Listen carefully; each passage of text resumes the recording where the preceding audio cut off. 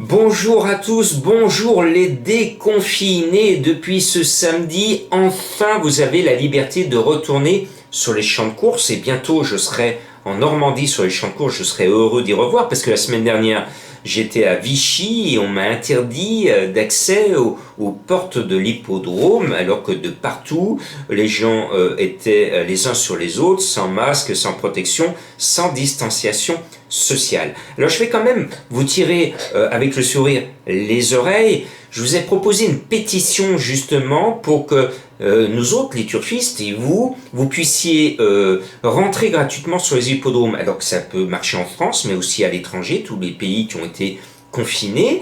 Une centaine de signatures pour commencer, ce n'est pas suffisant. Vous êtes 32 000 abonnés à ma chaîne et on a en moyenne actuellement une 40 000 vues, donc c'est génial et je vous dis merci de tout cœur, vous me suivez du monde entier. Alors s'il vous plaît, je vous en supplie, si vous voulez faire gagner de l'argent à tout le monde, à tous les turfistes, signez en nombre et en masse, prenez 30 secondes, vous cliquez sur le lien qui est dans le texte de la vidéo, signez cette pétition, il faut qu'on ait des milliers et des milliers de signatures pour que les dirigeants de sociétés de course prennent sous notre pression positive la décision d'offrir la gratuité d'entrée à nos hippodromes. Je demande simplement l'égalité des joueurs. Les joueurs de casino rentrent gratuitement au casino. Il y a des professionnels au casino qui en vivent. On ne paye pas son entrée au casino. Eh bien, ce que demande le journaliste que je suis, je demande une égalité de jeu et que désormais les hippodromes nous ouvrent leurs portes gratuitement. Charge aux dirigeants de sociétés de course de négocier avec l'État pour avoir un prélèvement supplémentaire pour l'entretien de l'hippodrome et pour payer les vacataires qui sont là le jour de la réunion. Je referme cette parenthèse. Allez, après le tiercé donné ce samedi, et Madame Colombo qui vous a donné le gagnant, Madame Colombo, elle y arrive en ce moment depuis 15 jours, elle nous en sort de bon. Et là, tous les ingrédients sont faits pour qu'il y ait des surprises. Je vous ai dit, mois de juillet, mois des surprises. Je vous ai dit, le dimanche, c'est le dimanche où il ne faut pas jouer parce qu'il y a des grosses surprises. Et en plus là, on nous met une ligne droite. La moindre hésitation au départ, à la sortie des stalles de départ, c'est foutu. Tout peut arriver. 16 partants, les 16 peuvent arriver. Donc, 1 sur 5. Il y a 6 chevaux, à mon sens, qui se détachent. Je vais les mettre en tête de ma sélection.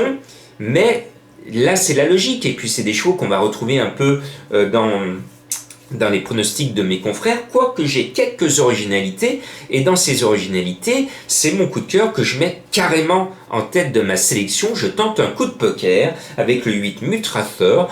J'y crois. C'est Boudot qui est dessus. C'est Pantal. Moi, j'y vais. Je lui oppose le gros favori de tout le monde, c'est du 12 contre 1 mon coup de cœur, je prends toujours des risques. Mais Pradaro le 4, c'est un bon cheval, c'est un bon favori, mais il a 60 kg et demi et mon coup de cœur est mieux placé au poids, c'est pour ça que je le mets en tête, je tente de le battre.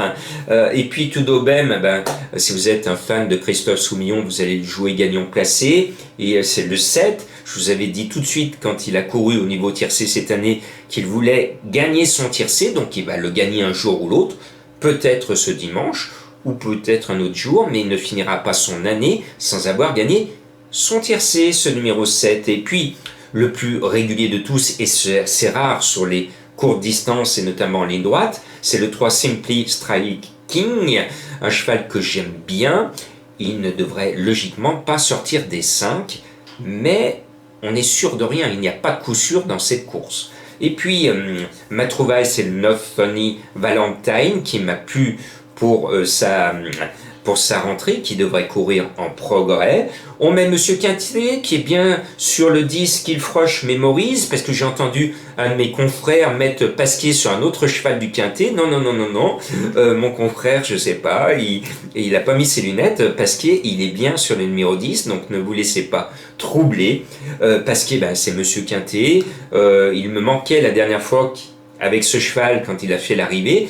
Donc cette fois, je ne me fais pas avoir, surtout que ce samedi, j'ai oublié mon ami Franck Nivard, hein, que je mets d'habitude tout le temps. Et puis là, je pensais que Clovis n'allait pas être assez près. Et bien finalement, il est quatrième. Sinon, si j'avais appliqué ma méthode de mettre les gens que j'aime sur mon ticket, je vous aurais donné le quartier aujourd'hui. Bon, je m'en rachèterai. Et puis là, ça me permet de dire qu'il y a un jockey que je mets tout le temps, c'est Maxime Guyon au galop. Donc j'applique cette fois, je m'écoute moi-même. Maxime Guyon, il pilote le 6 Goldino Bello, qui a gagné une course référence. Il devrait se retrouver à l'arrivée. Et oui, Madame Colombo, ben, je n'oublie pas son cheval.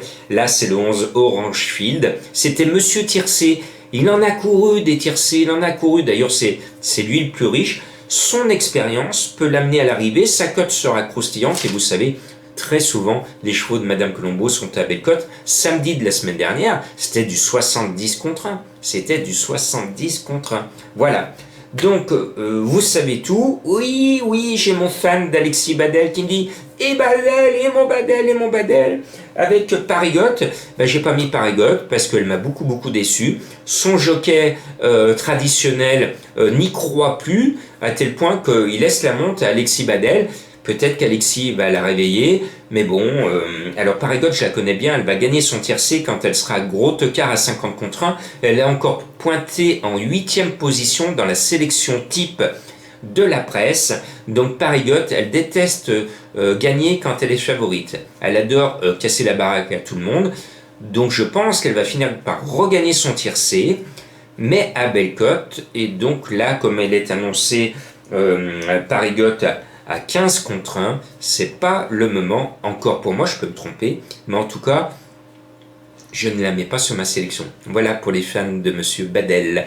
Bonne chance, bon dimanche, attachez la ceinture, ça va payer.